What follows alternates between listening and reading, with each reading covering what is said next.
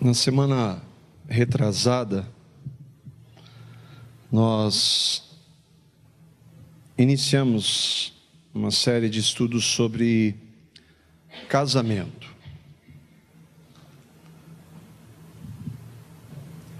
Não existe igreja, não existe nação transformada se as famílias não forem transformadas. É só Cristo que transforma de verdade. O objetivo de nós estarmos estudando é um alerta para mim e para você que tem convicção da sua nova vida em Cristo. E para que nós façamos aquilo que o Flávio orou aqui, que nós busquemos o Senhor. Irmãos, eu creio que há muito pouco discernimento do tempo que nós estamos vivendo na igreja. Muito pouco. A gente não tem ideia do que está acontecendo. E está achando tudo muito natural. Nós não estamos percebendo a luta que existe. E como o inimigo tem ganhado em algumas áreas. É claro que ele já é um derrotado, mas muitas famílias têm sido atingidas pelos conceitos desse mundo que jaz no maligno. E não existe outra forma para mim e para você, para nós casados, que não buscar ao Senhor. Não existe outra forma. Buscar intimamente o Senhor Jesus Cristo não é uma religião, não é um conjunto de regras, não é um livro. Nós precisamos andar com Ele. E com quanto seja importante nós estarmos nos reunindo como igreja, assim como muitos irmãos em vários lugares do mundo, no primeiro dia da semana se reúnem, para celebrar, para cultuar, para louvar, para adorar o Senhor. É muito pouco esse momento. Nós precisamos buscar o Senhor, irmãos. Precisamos andar com Ele, para que Ele nos dê discernimento, e não somente isso, mas para que Ele nos capacite a viver esse momento para a glória dEle. Sem Ele nós não podemos. O Flávio orou aqui. Isso não é um chavão, não é um versículo que eu e você podemos decorar. Nós precisamos andar na presença do Senhor, buscá-lo enquanto Ele pode ser achado. É muito triste ver hoje a banalização do casamento. Eu tive esta semana estudando sobre o tema, ouvindo alguns irmãos, homens que nós reputamos como homens sérios, lendo outros, irmãos na história da igreja, irmãos do nosso tempo. E há um conceito e é uma percepção e um discernimento muito claro de que o casamento está totalmente banalizado. Mesmo sabendo que, de acordo com a Escritura, isso está ou aconteceria, está profetizado, ainda assim traz muita tristeza ao meu coração ver o que tem acontecido, e muito no nosso meio ainda. Sexta-feira eu estava conversando com um irmão, e de acordo com os princípios da Escritura, há uma escala de prioridades para nós que cremos. Essa escala é primeiro Deus, depois nossos relacionamentos como marido e esposa, depois nossos filhos, depois o nosso trabalho e depois o ministério. Acontece que se o primeiro não estiver bem fundamentado, vai ter problema nos outros, não tem como. É impossível você não estar intimamente se relacionando com Cristo e ter um relacionamento que honre o Senhor no seu casamento, que você glorifique o Senhor no seu trabalho, no seu ministério, na educação dos seus filhos. Por isso que tudo começa a buscar em primeiro lugar o reino, o Senhor, amá-lo acima de todas as coisas, em primeiro lugar, mais do que tudo e todos. Ele vai cuidar do resto, é Ele quem faz. Agora, se nós não andamos assim, mesmo como cristãos, nós vamos sofrer e vamos sofrer muito. Isso tem acontecido muito na igreja. As estatísticas mostram que o número de divórcios na igreja é o mesmo fora da igreja. Isso deveria ser inconcebível, mas é muito aceito. E o que tem acontecido, eu ouvia o Charles Swindoll, um homem de Deus, ele é presidente do Seminário Teológico de Dallas, e ele diz que há 30, 40 anos, nenhum dos seminaristas era preparado para lidar com casais, com divorciados, e hoje faz parte. Os currículos das faculdades de teologia. Quer dizer, ao invés de nós buscarmos ao Senhor para que o Senhor mude essa realidade, nós temos que rever alguns conceitos e nos preparar para isso. No primeiro estudo nós definimos 4 bases para isso que nós vamos tratar para esses estudos sobre casamento. A primeira base é esse número triste de casais, de cônjuges que confessam a Cristo e que são o nosso alvo. Por isso nós deixamos muito bem claro, a base que é Cristo. Você precisa ter certeza da sua conversão, novo nascimento. Você precisa saber o que é o Evangelho, crer no Evangelho, crer em Cristo como Salvador e Senhor, ter crido na graça. Essa é a base. E como há cônjuges e casais que vivem tão distantes da realidade de Cristo nos seus casamentos. Por isso que nós temos pela graça e queremos tratar com isso. E o nosso alvo é casais que creem em Cristo. A proposta nós definimos é de exortação com temor, tremor e em amor. Em amor. É um amor que diz a verdade. Deus é assim. E o texto que nós vimos, Provérbios 27, 6, nós vamos só passar por ele rapidamente para entrarmos no ponto hoje. Diz que nós vimos outros textos falando do amor desse Deus que nos ama e por isso Ele nos disciplina. E se nós estivermos sem disciplina, significa que nós não somos seus filhos. Nós somos bastardos. Esse amor diz que quem fere por amor mostra lealdade, mas o inimigo multiplica beijos. Finge, não é autêntico. Externamente pode parecer, mas não é autêntico. Se alguém sabe a verdade a respeito de algum irmão e às vezes e não trabalha, com quem a gente pode abrir o nosso coração e dizer, e perceber, e não diz, com equilíbrio, nós não estamos amando. Se eu ver o meu filho correndo, e ele vai cair num buraco, e com medo de ofendê-lo, deixar cair no buraco, isso não é amor, em hipótese alguma. Pode chamar de qualquer coisa, inclusive de graça. Isso não tem nada a ver com a graça de Deus. E quando nós somos confrontados, eu e você somos confrontados com as verdades da palavra. Nós vimos, nossa série é Cristo, eu e o meu casamento. Deus quer tratar comigo, não é com a Carla, minha esposa, é comigo.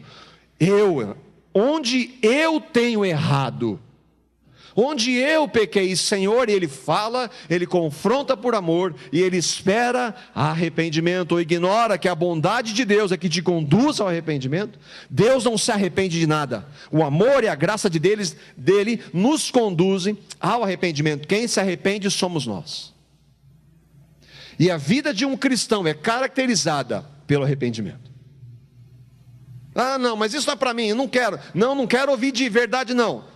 Não há mais justificativa, isso não tem nada a ver com o Cristo que nós professamos.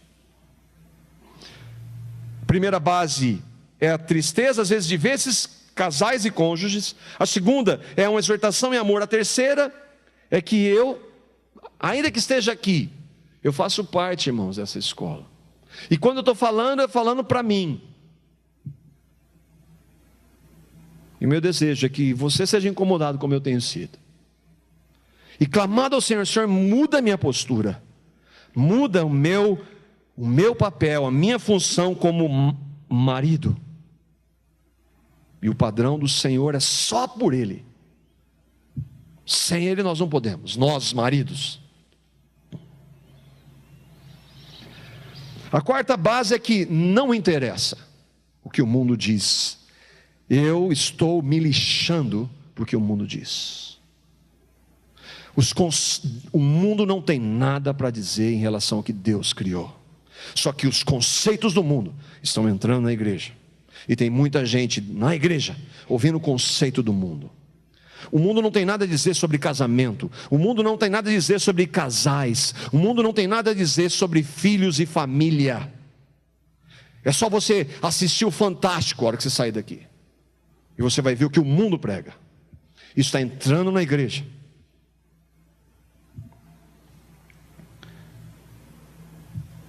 O tema que nós vamos tratar é difícil. É muito difícil. Porque Deus odeia o divórcio. É difícil porque ele é muito doloroso. Mas nós precisamos tratar do assunto. Eu estou me lembrando agora de um casal que está nesse processo e que eles professam a Cristo, a vida deles é um inferno.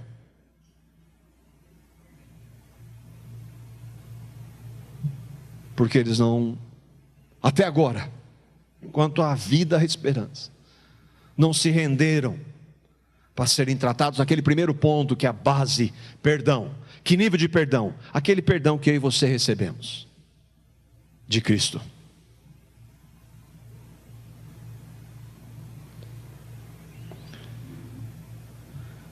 Ouvindo Charles Swindoll, um tema sobre o divórcio, tratando com a sua igreja, pregando para a sua comunidade.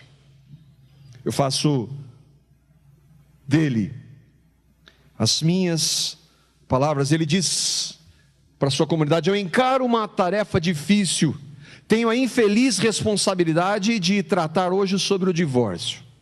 Algumas mensagens são mais fáceis de serem ministradas, fáceis entre aspas, nunca é fácil. Algumas têm encorajamento, apoio e podem ser proclamadas com um sorriso. Há outras, por outro lado, que são mais sérias. Mas eu admito que há algumas que são de doer o coração. E esse tema, o divórcio, se encaixa nessa última categoria. Por ser realidade hoje na igreja, muitos fazem vista grossa, não tratam, fingem. Onde está o amor nesse tipo de ação? Onde está o amor nesse tipo de ação? De onde você tirou que Deus odeia o divórcio? Afinal, Deus não é amor, Ele é amor. Mas nós vimos, é um amor que por amor corrige. É um Deus que ama, e ama tanto que Ele corrige. É um Deus que é santo, justo. E o amor de Deus é inversamente proporcional ao pecado. Ele odeia o pecado. E há situações como essa que Ele diz em sua palavra. Flávio tem tratado aqui em Malaquias, capítulo 2. É Deus que está dizendo por meio do profeta: eu odeio o divórcio, diz o Senhor, o Deus de Israel, que é o nosso Deus. Ah, mas tem Jesus, né? Jesus é o Rei da Glória, é Deus. Jesus é Deus. Jesus odeia o divórcio. Ele vai falar isso, nós vimos, nós vamos ver mais. O contexto aqui é porque aqueles que eram povo de Deus, assim como a igreja, Deus trouxe Malaquias para corrigir aquele povo. E um dos erros é que eles estavam abandonando a mulher da mocidade e se relacionando com pagãs. É nesse contexto que Deus diz: eu odeio essa prática.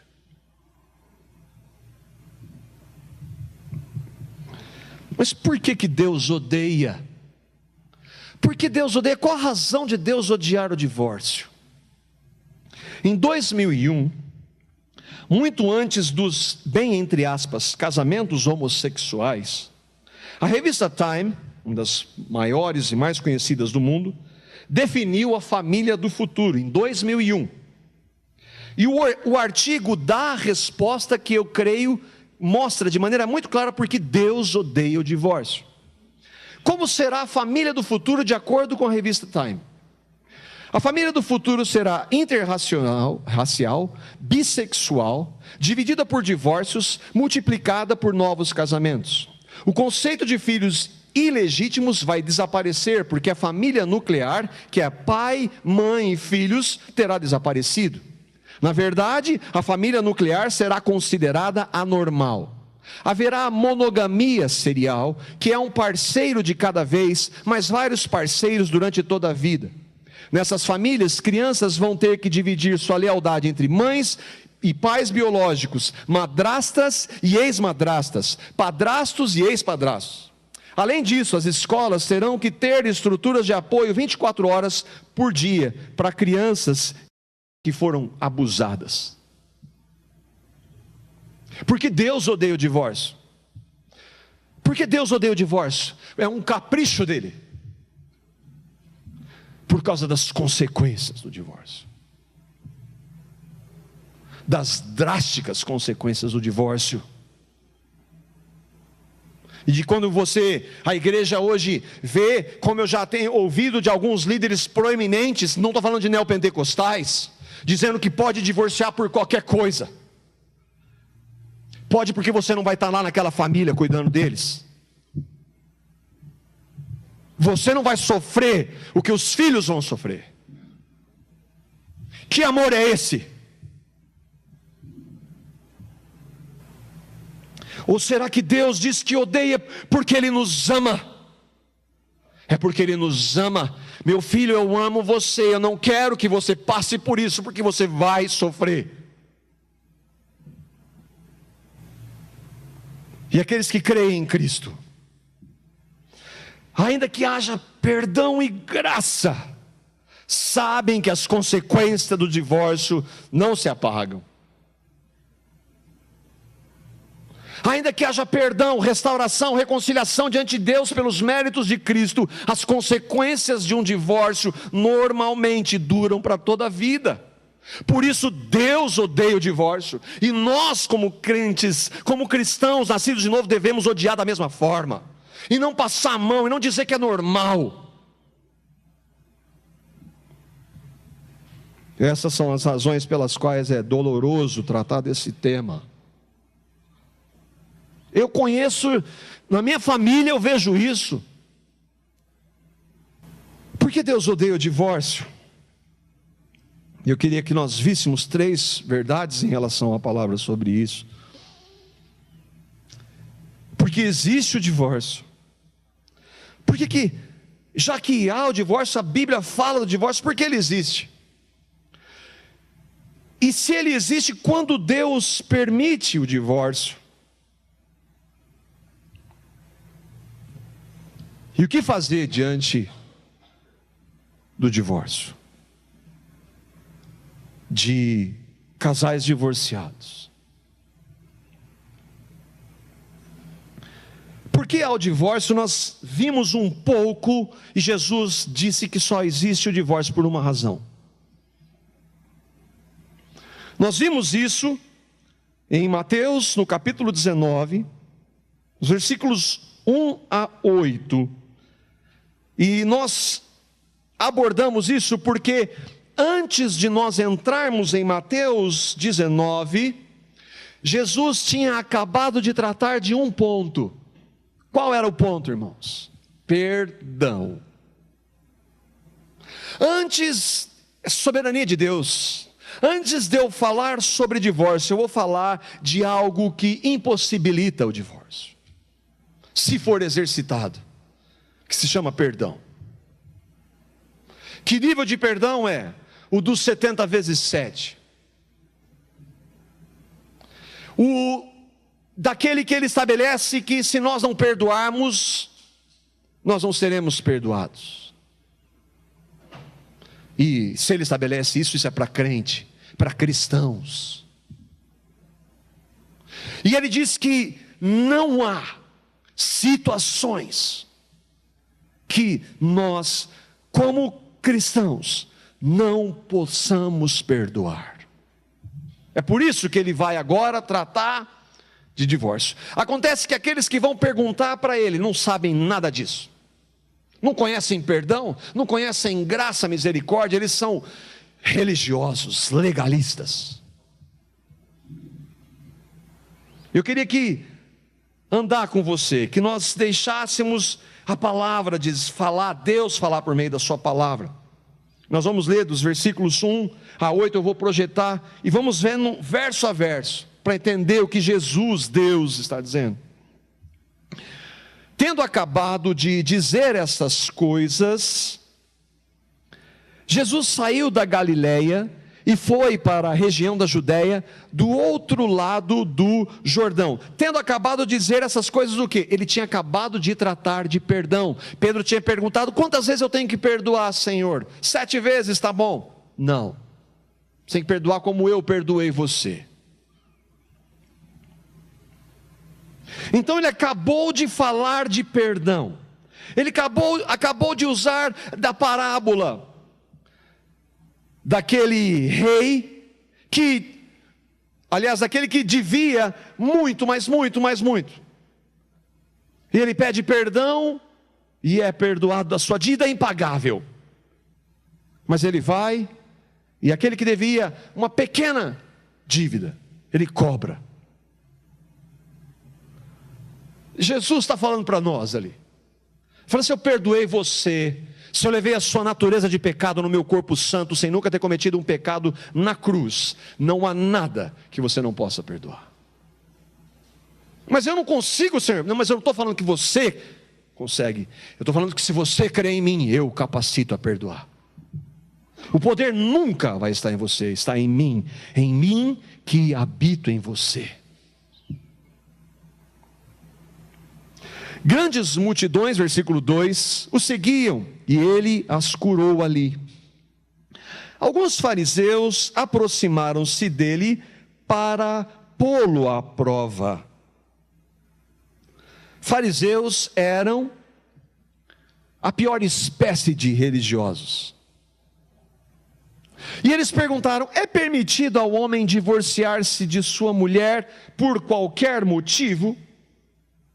Fariseus eram legalistas e eles têm um rótulo que Jesus os chama: vocês são hipócritas. Por fora vocês são muito belos, mas vocês não fazem nada do que vocês dizem que fazem. Vocês são aqueles que pegam uma mulher para apedrejá-la, mas não trazem o homem que também deveria ser apedrejado. Vocês são hipócritas.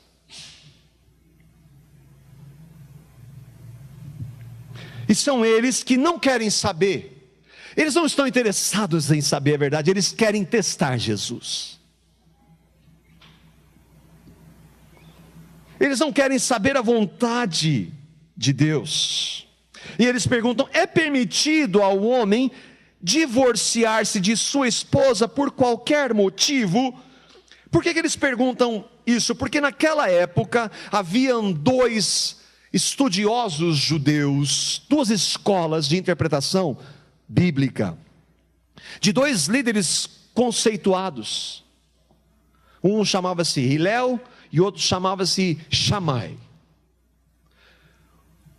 Hillel era um liberal. Ele dizia assim: por qualquer coisa um homem pode divorciar, porque Moisés disse isso. Achou alguma coisa indecente, ele pode se divorciar. O homem pode dar carta de divórcio. Se a mulher não conceder tudo aquilo, ou errar em algum ponto, ele tem esse direito. A hora que ele enjoar, ele pode fazer isso. Shammai diz: não. O que Moisés diz é por coisa indecente, isso está atrelado à imoralidade sexual, a adultério, sem arrependimento. Eles fazem essa pergunta porque eles querem saber. Agora eu quero ver como Jesus vai se sair dessa. Eles não estão interessados. Jesus vai responder.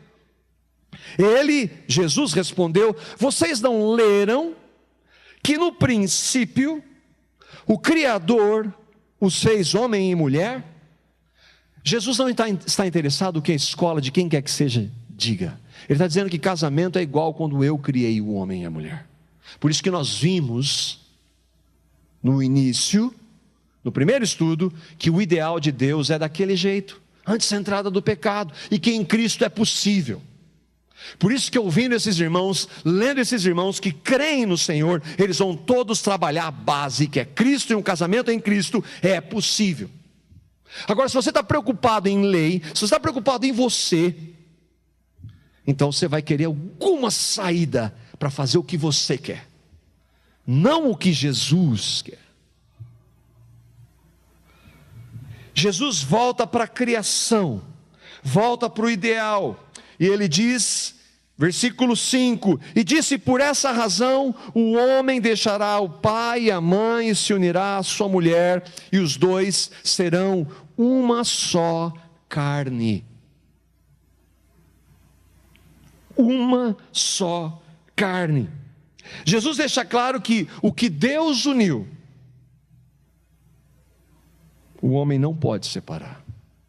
E que uma carne se rompida traz sofrimento, traz cicatrizes, traz marcas, traz dor. Nós podemos não, muitos irmãos tentam compreender qual o significado pleno do que significa ser uma só carne. Nós não sabemos totalmente, mas nós sabemos que não é só o sexo, que não é só a união física, há muito mais que isso num casamento quando Deus faz. E quando for rompido isso, vai ter sofrimento.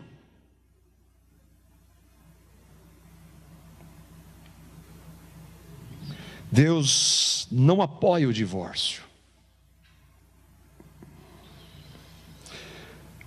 Mas eles não estão interessados, versículo 7.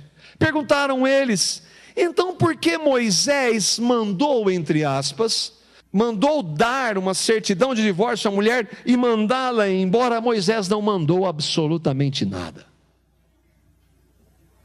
Moisés, Jesus vai dizer, permitiu. Permitiu, e a palavra mandar aqui que os fariseus querem usar é uma ordenança vinda de Deus, ao ponto que Jesus vai responder: permitiu, é algo que Deus permite com quanto ele sofra. É como Deus criou tudo, ele permitiu a entrada do pecado com quanto ele sofresse com a entrada do pecado. Essa mesma permissão da entrada do pecado é a permissão para o divórcio. Será que Deus odeia o divórcio porque Ele quer o melhor para nós? Ou não? Ou isso é coisa de legalista?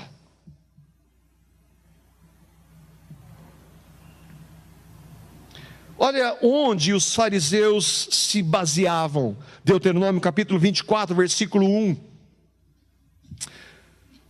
Que diz: se um homem casar-se com uma mulher e depois a não quiser, mas por encontrar nela algo que ele reprova, uma versão no original é melhor, algo indecente, dará certidão de divórcio à mulher e a mandará embora. Só dizer, mas por que Moisés mandou? Moisés não mandou. Moisés não mandou nada. Moisés permitiu. E ele permitiu por uma razão. E a razão é a causa do divórcio. Versículo 8.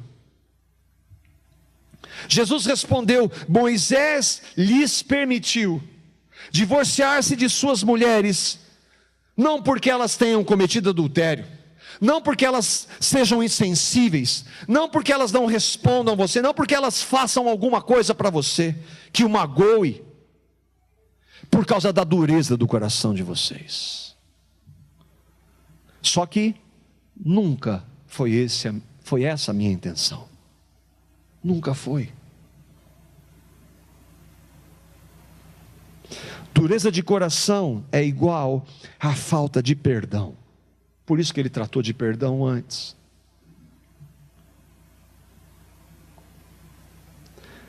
Não existe como entendermos de outra forma. De onde vem a dureza do coração? Do pecado. Nós somos pecadores. Temos corações desesperadamente corruptos. As pessoas que nós mais amamos somos nós. A pessoa que eu mais amo sou eu. Só que o slogan, eu tenho mais é que ser feliz, é uma mentira. Eu tenho mais é que fazer. Que haja em nós o mesmo sentimento que houve em Cristo. Ele veio para servir. E eu quero mais é ser feliz. O que isso tem a ver com Cristo? Quando que Deus permite o divórcio? Então, divórcio é permissão de Deus. Aqui na igreja de Cristo, existem, em essência, 3 linhas, 3 compreensões. Alguns irmãos dizem que nunca deve haver o divórcio, jamais. Porque Jesus disse que a causa do divórcio é a dureza do coração. Então, aquele que professa a Cristo jamais deve se divorciar. Outros que eles dizem, não, esse é um legalista, esse diz que já que nós estamos na graça, qualquer razão serve. Porque Deus é amor, nós não estamos mais debaixo da lei. Então, incompatibilidade de gêneros serve. Esses são como o Hillel, liberais. Eles não vão buscar no Senhor por amor ao Senhor antes, e por amor àquele casal, e por amor aos seus filhos, que eles busquem o Senhor, e busquem o Senhor reconciliação que só Ele pode trazer. Ele vai dizer, é assim mesmo. Afinal, nós estamos na graça. Como pastores que indicam psicólogos, e para um casal que está para se divorciar, ele indica um psicólogo, e a psicóloga vai lá e diz para a mulher que ela tem que separar mesmo. Que amor é esse? Não, porque é duro, às vezes é difícil andar junto, é melhor deixar.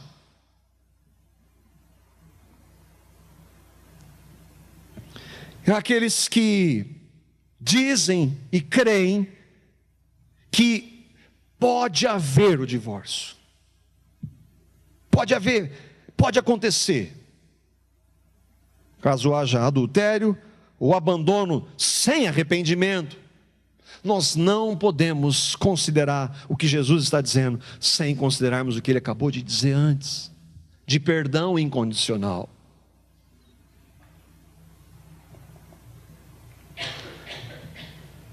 O versículo 9 de Mateus 19, Jesus continua, ele falou da dureza de coração, e se não houver dureza de coração, e se nós buscarmos, nós podemos sim perdoar, nós podemos sim ter nossos casamentos restaurados, não importa o que aconteça, há perdão, há graça, há misericórdia, há restauração, Cristo é poderoso para fazer isso.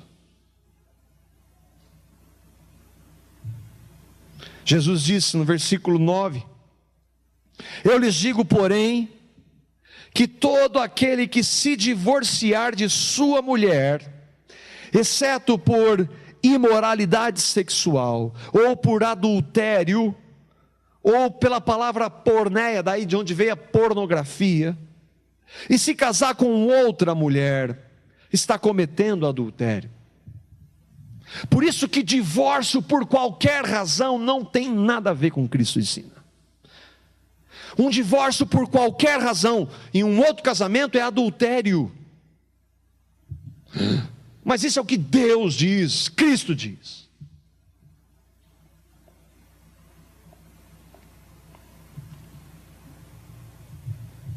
Nós vamos ver se o Senhor permitir essa questão de novo casamento. Mas hoje nós vamos focar no divórcio.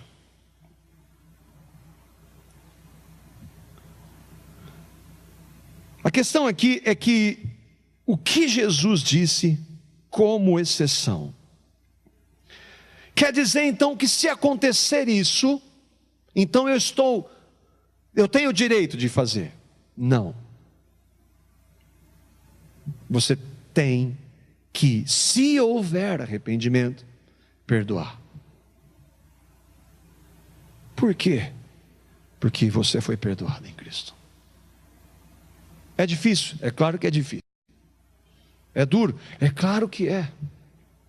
Mas em Cristo é possível. Por isso que quando nós falamos de buscar Cristo, não é religião, não é ler um livro, não são regras, é um relacionamento capaz de mudar os nossos conceitos, de quebrar o nosso ego, o nosso orgulho, de dizer que jamais se perdoou. Não, um cristão não pode dizer isso, porque ele foi totalmente perdoado.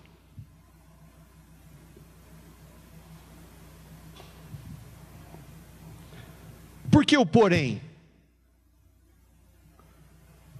Jesus disse que o que Deus uniu, o homem não pode separar, a não ser que a dureza do coração seja tal, em que não haja arrependimento, e que não haja perdão, e seja tal que eu não queira mais estar com aquela pessoa. Mas tudo isso, essas não são motivos para o divórcio. O motivo é a dureza que leva a essas reações. E a dureza de coração significa falta de relacionamento com Cristo.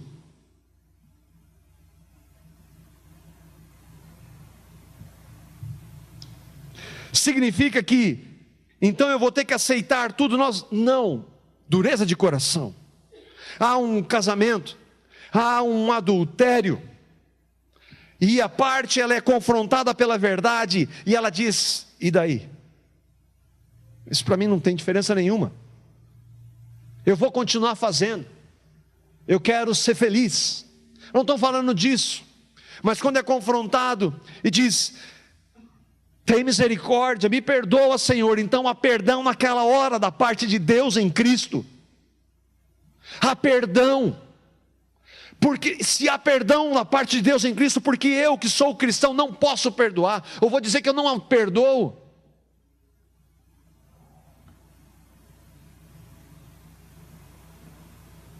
E existe um processo de mostrar frutos dignos de arrependimento.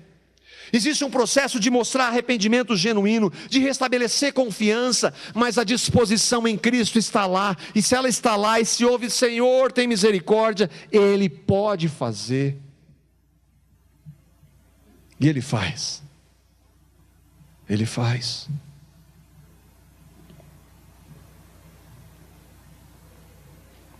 Adultério, isso se encaixaria. Alguém, na violência, de covardes que batem nas mulheres, violência que não se arrepende, e se encaixa no que Deus está dizendo da dureza de coração.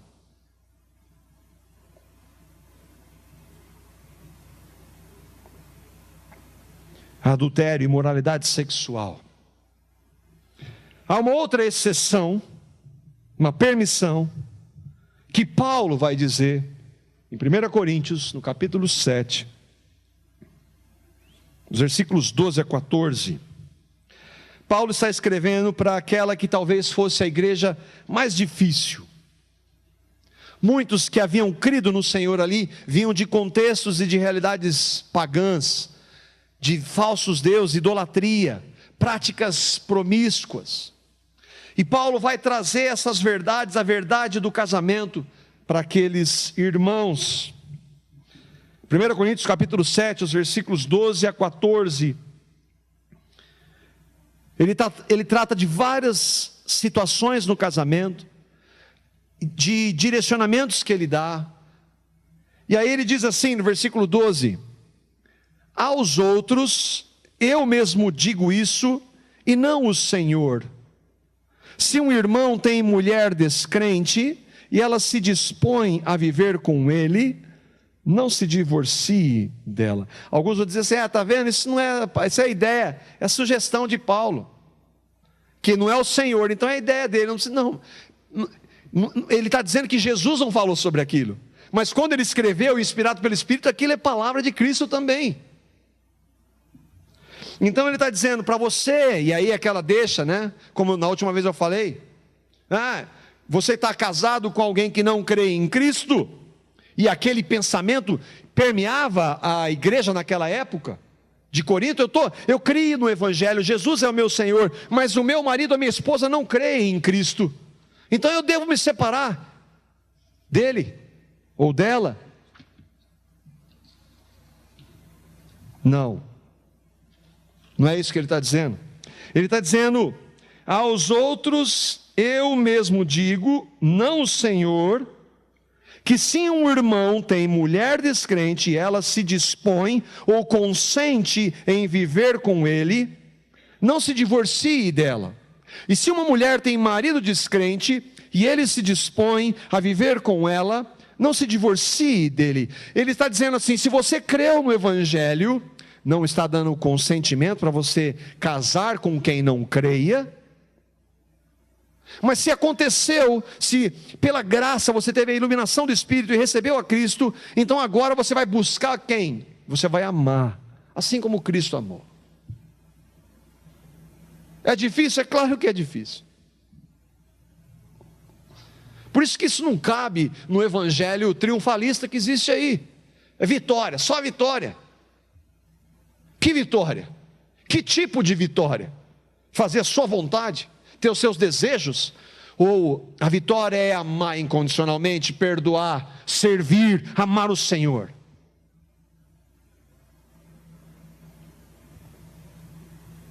Versículo 14: pois o marido descrente é santificado por meio da mulher, e a mulher descrente é santificada por meio do marido.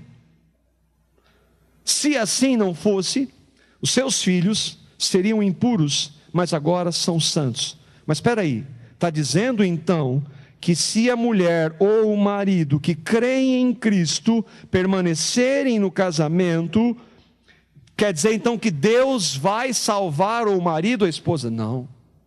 Pode acontecer? Sim. Mas é promessa? Não. Mas qual é o propósito que Deus tem para mim nessa relação? Para formar o caráter de Cristo em você. Para formar o caráter do servo sofredor.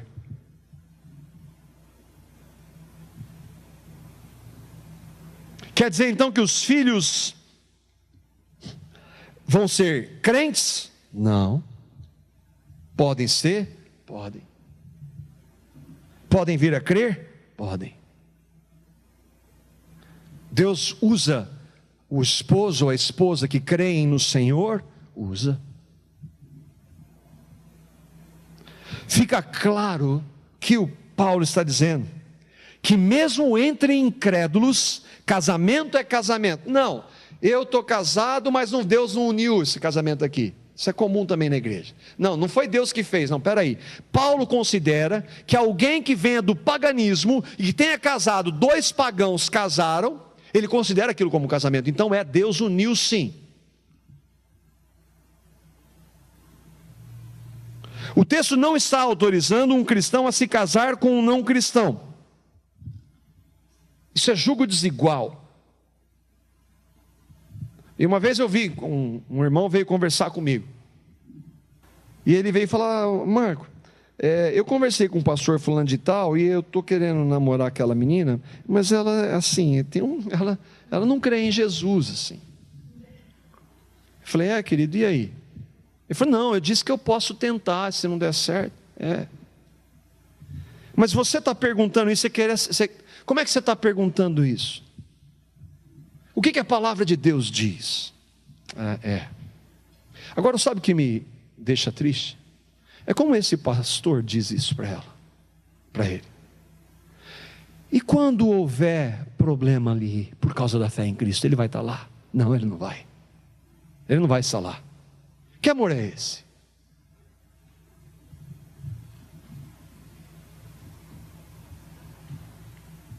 Para quem crê na soberania de Deus, vai entender que Deus tem propósitos com isso que Paulo escreve.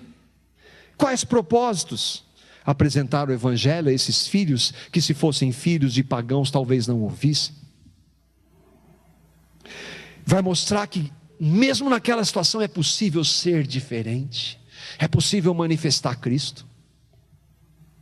Vai mostrar que nas lutas e dificuldades daquele relacionamento é possível manifestar a luz.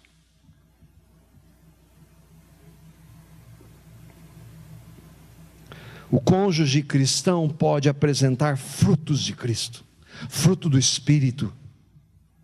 Por isso ele jamais, Paulo está dizendo, jamais deve dar início a um processo de divórcio. A não ser que haja por parte daquele que não crê, um abandono. E ainda que fique caracterizado, onde se busque aconselhamento, busque pessoas para que diante de Deus busque a manutenção do casamento. Só quando ficar evidenciado que não quer mesmo. É isso que a palavra de Deus diz.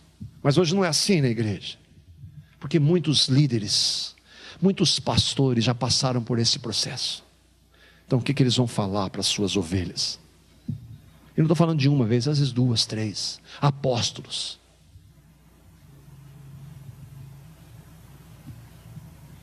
O texto de Coríntios continua, e aqui vem a segunda, então, possibilidade, e que Paulo está continuando para dizer a mesma realidade.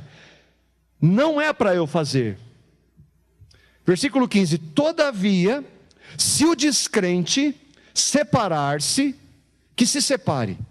Em tais casos, o irmão ou a irmã não fica debaixo de servidão. Deus nos chamou para vivermos em paz. Você, mulher, como sabe se salvará o seu marido? Ou você, marido, como sabe se salvará a sua mulher? Dentro desse contexto. Se ele quiser ir embora, ele ou ela. E outra, eu não devo provocar isso. Não, já que não é, então eu vou dar um jeito. Não sou eu, mas eu vou fazer de tudo.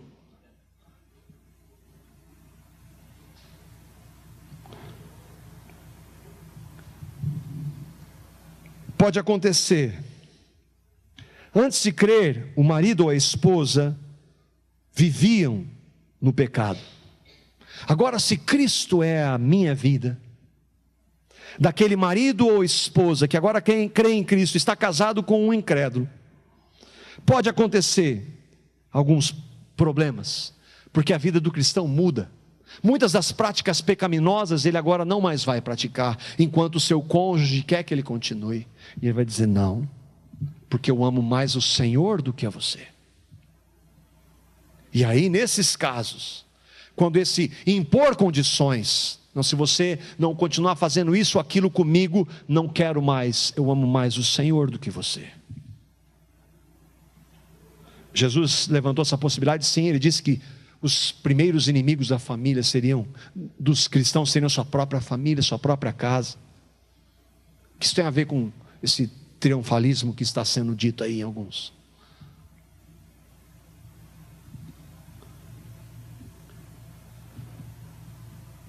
Por que eu tenho que obedecer tudo isso? O que é esse negócio de pode, não pode?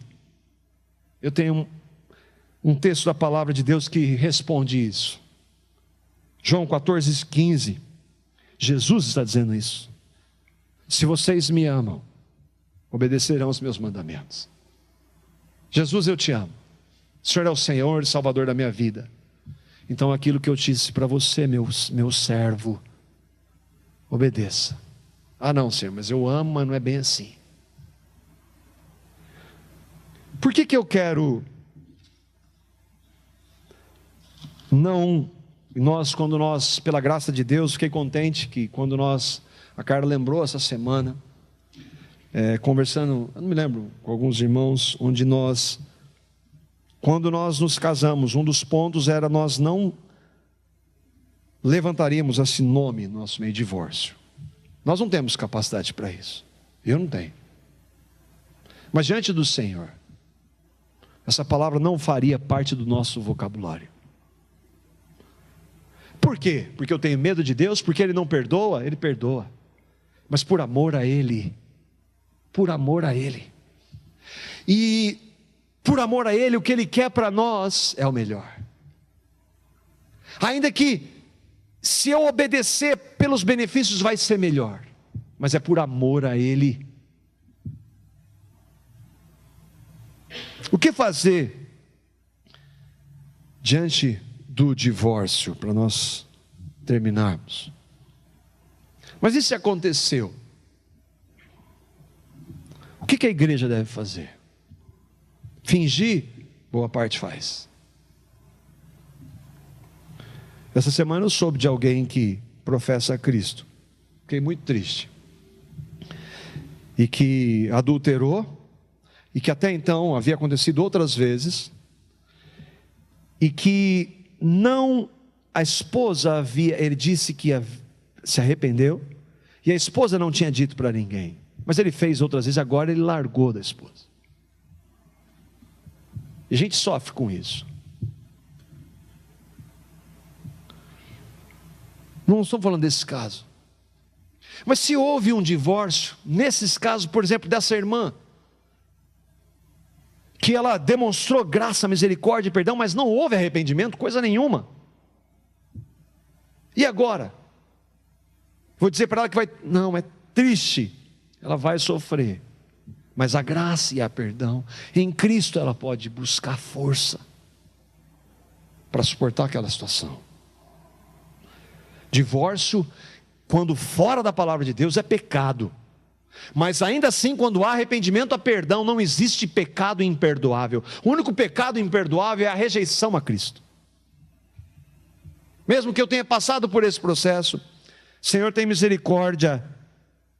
E a passagem que é maravilhosa, que esses irmãos às vezes não tratam, é de João 4, 16 e 19, que Jesus vai conversar com uma mulher samaritana.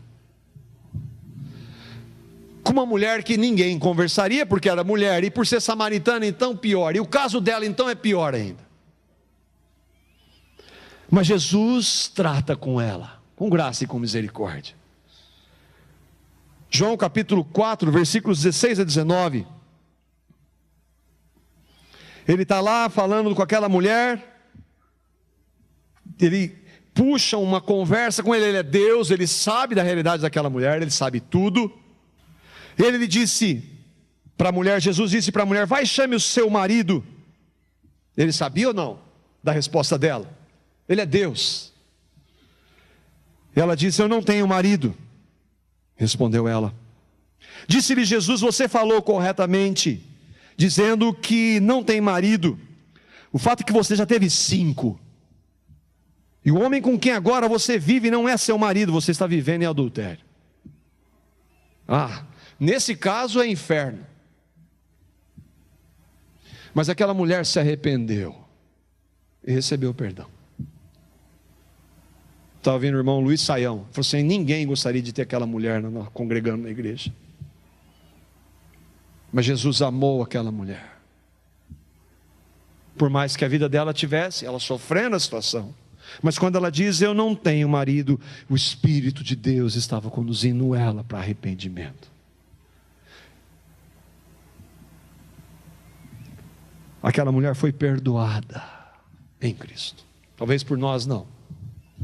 Mas quando eu e você, não importa o que nós tenhamos feito, chegamos diante de Cristo e dizemos, Senhor, tem misericórdia, me perdoa, eu creio no que o Senhor fez. Perdão. Onde abundou o pecado, superabundou a graça. O que nós podemos aplicar para isso? Para nós, para aqueles que passaram por esse processo, primeiro receba o perdão. Em Cristo você já foi perdoado ou perdoado. Se houve arrependimento, perdoe o seu cônjuge que errou com você. Se possível, busque a reconciliação. Eu oro por um casal, chamo de casal ainda, que há mais de 10 anos está separado. Enquanto não houve um outro casamento, não houve nada, eu creio que Deus pode fazer. Isso é loucura, o Evangelho é loucura. Deus faz milagre. Se não for possível, receba o perdão e perdoe. E para nós que estamos casados, ou que queremos casar, aqueles que querem casar, um divórcio nunca é decidido de uma hora para outra. Nunca. Por isso, ele começa aos poucos, quando um casal não trata dos seus pecados, diante de Deus, e um diante do outro. Por isso nós precisamos tratar. E às vezes precisamos buscar ajuda. Não há vergonha nenhuma em buscar ajuda. Buscar alguém, às vezes um casal mais experiente, irmãos em Cristo, que podem ajudar, aconselhar, amar, mostrar misericórdia, tratar com a verdade.